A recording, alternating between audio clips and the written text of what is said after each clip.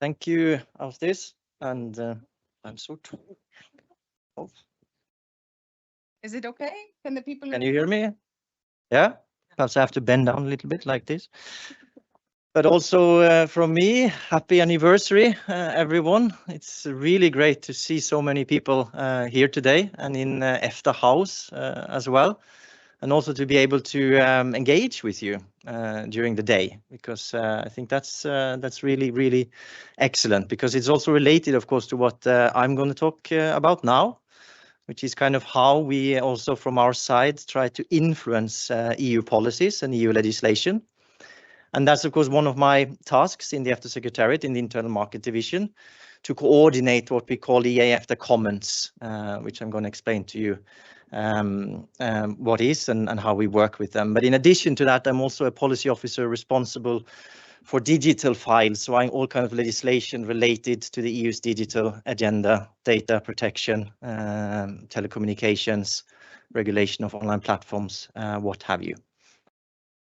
But when it comes to how the EEA states influence EU lawmaking, I think it's useful perhaps again to remind ourselves of the kind of starting point, because the EU agreement as such does not give us any decision-making powers on the EU side, right? So there's nothing in the EEA agreement about voting rights in council and parliament, right? That's not mentioned at all. But what is mentioned in Article 99 is that when the EU is considering new legislation, is deliberating new legislation, the Commission shall seek the advice of the EFTA experts in the same way that they seek the advice of experts on the EU side and in the member countries. And when it comes to this idea of seeking advice, sometimes it's useful to reflect a little bit where we come from, what we contribute with, and who we are also as EFTA countries. Because if you look at several kind of international benchmarks, for instance, with regard to transparency, digital development, openness, trust, for instance, the EFTA states, of course, they score quite high. You look at, for instance, the World Press Freedom Indexes, for instance, the EFTA states are among the top countries there. Like the digital area, the Commission publishes every year and has published what's called the DESI Index, Digital Economy and Society Index. Some of our member states have been part of that and are among the top 5, depending on the years. And also when it comes to kind of issues like trust, for instance, like trust in government is one dimension, for instance. There's lots of different statistics on that, but also there the EFTA states score high. And we've heard that that Elisabeth mentioned kind of on the supply side when it comes to important policy areas, for instance, where it's critical raw materials or the EU's net zero agenda, for instance. We also have valuable contributions to come with. And it is a little bit like that, I think. Many of you perhaps also works like trying to influence the EU agenda. And if you do bring to the table expert kind of opinions on how policy should be developed and how it should be the final outcome of those proposals, well, then you can be heard and you are heard very often. So I think that's a bit an important backdrop. So we have as the ambition to try and influence EU policies and strategies up until the time when they are finally adopted on the EU side. And the EEA agreement does provide us with some means to do that. We do have several kind of arenas where we can put our views across and when we can engage with the EU side.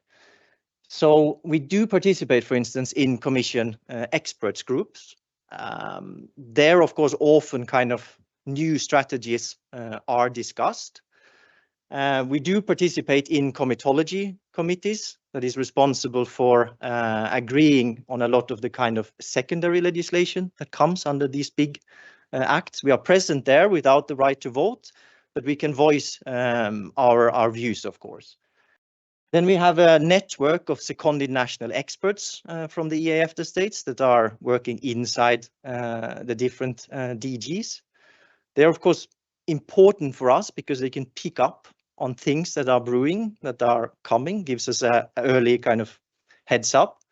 But they're also kind of representatives often for their national administrations, and of course the EEA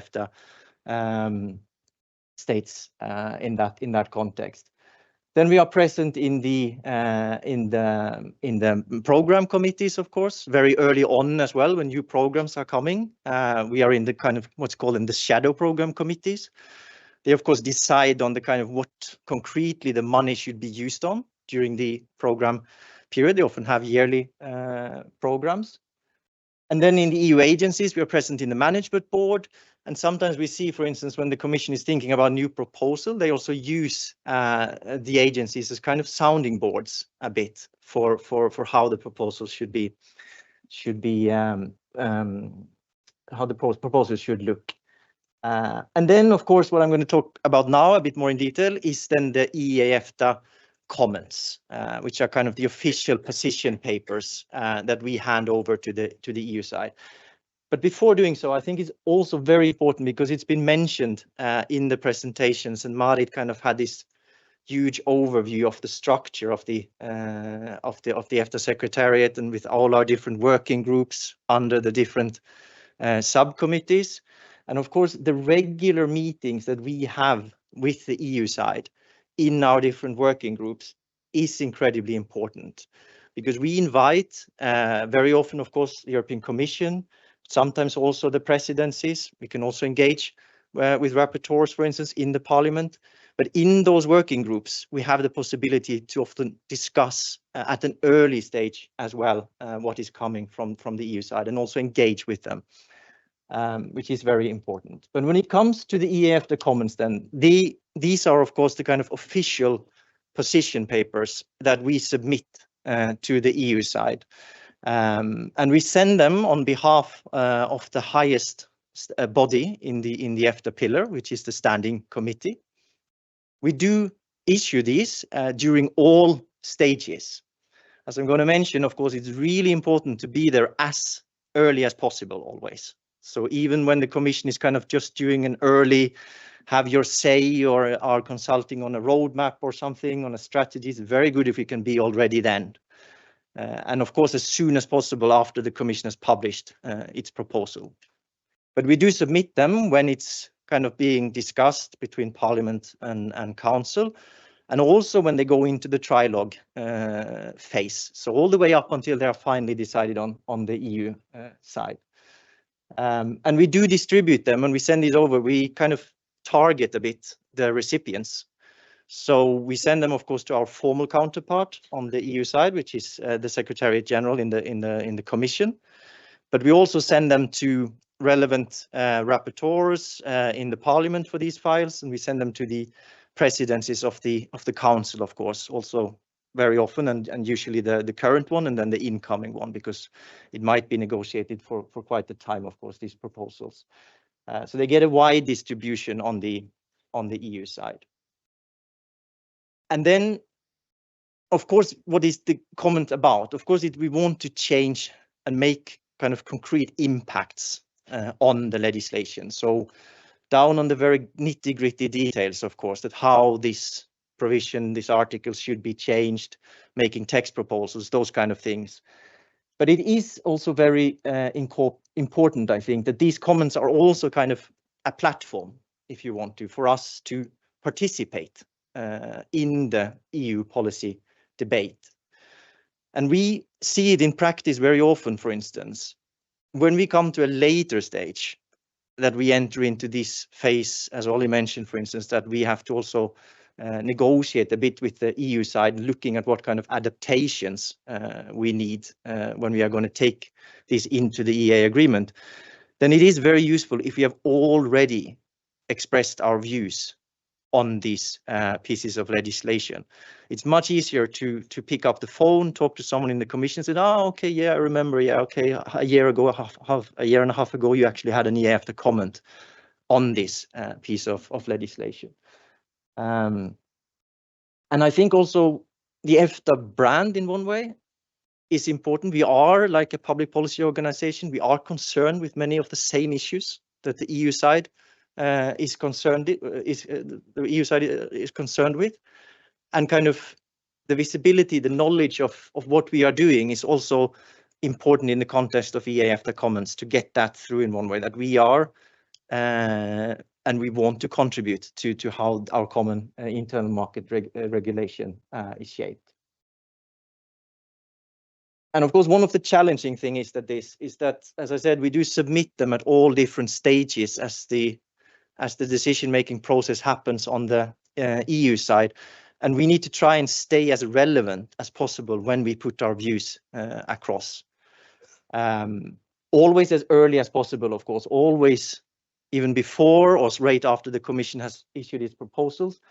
But then when these things go through Parliament and Council, it's really important for us to kind of see what are the milestones. When is a report in Parliament going to be voted upon? How far are we away from the Council adopting its general approach? So we need to try and monitor this development on the EU side.